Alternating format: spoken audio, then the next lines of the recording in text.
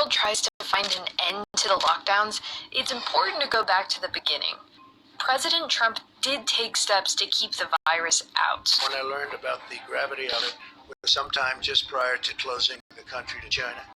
But there were holes in his travel bans, and it took 6 weeks before he ended travel from Europe, the other hotspot. It's going to disappear. One day it's like a miracle. It will disappear. During this time, the virus spread largely undetected within America's borders. Why wasn't more done to stop it? Let's start by looking at the big picture. The main strategy for mitigating spread has been to lock down communities. China did it in Wuhan and then the whole of Hubei province. Then we saw Italy. They did it in the north and soon the whole of the country. Some have compared response times in relation to first cases or first deaths. But to factor in population size, we actually want to find the date when a country had 1 death per million residents due to COVID-19. And those points were reached at different times in various countries. We can compare how quickly countries reacted by putting those dates as day 1 on a timeline. Germany, France, and the UK locked down within days, learning their lessons from Italy, which took 6 days to lock down the entire country. The U.S., however, still hasn't declared a national lockdown, more than 45 days later. If you look at what's going on in this country, I just don't understand why we're not doing that. We really should be. So why didn't the U.S. act sooner? In the end, most states did issue stay-at-home orders, covering 92% of the U.S. population. But as this chart shows, some states took action much faster than others. We'll look at that in more detail in a moment. There are practical reasons for the different approaches. It's a big country, with some places hit much harder by the outbreak than others. Plus, it's not as centralized to the U.S., so a national lockdown is not as easy to do. But the main reason why the U.S. missed an opportunity to get ahead of the virus was a lack of information on how bad the outbreak really was. On January 20th and 21st, South Korea and the U.S. confirmed their first case. We have it totally under control. It's 1 person coming in from China, and we have it under control. It's going to be just fine. 4 days later, the CDC had developed a test kit and saw FDA approval, while South Korea was already shipping its kits to labs across the country. 12 days after that, the CDC finally followed suit, while South Korea was already developing a faster test and deploying that.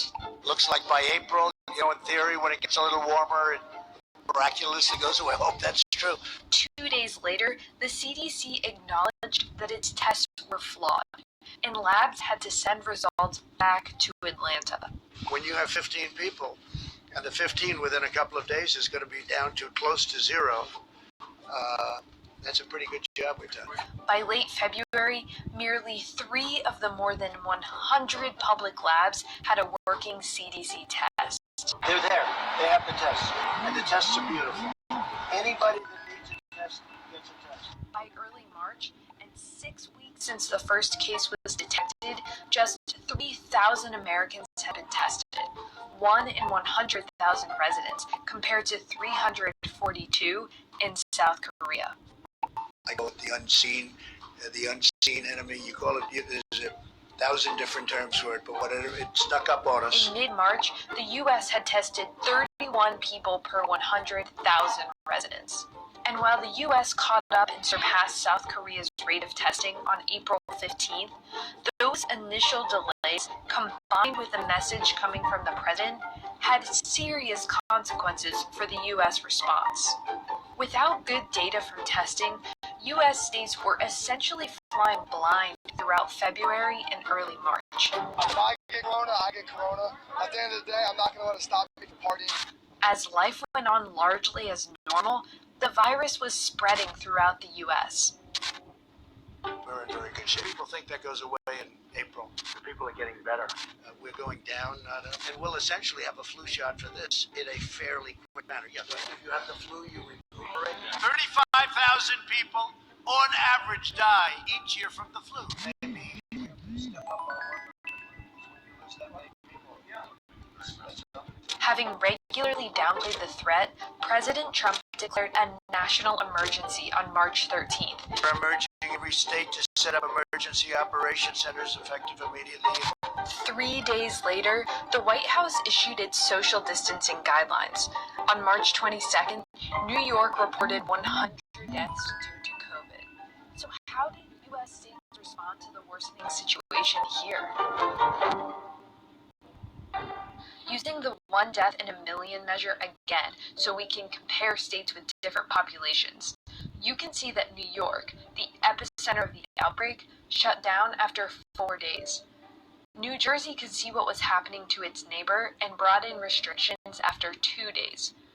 Louisiana, a hotspot thanks to Mardi Gras, took 6 days.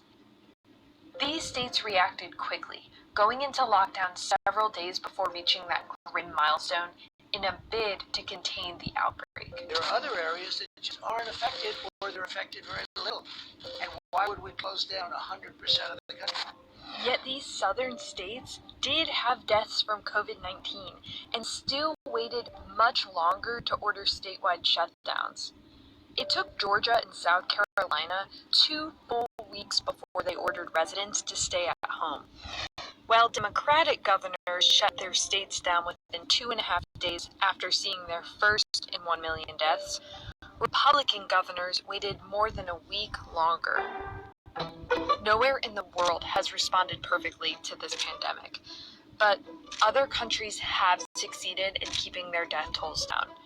In contrast, more Americans have died of COVID-19 than were killed in the Vietnam, Afghanistan, and Iraq wars combined. In those early weeks, the U.S. missed opportunities to contain the spread and save more lives.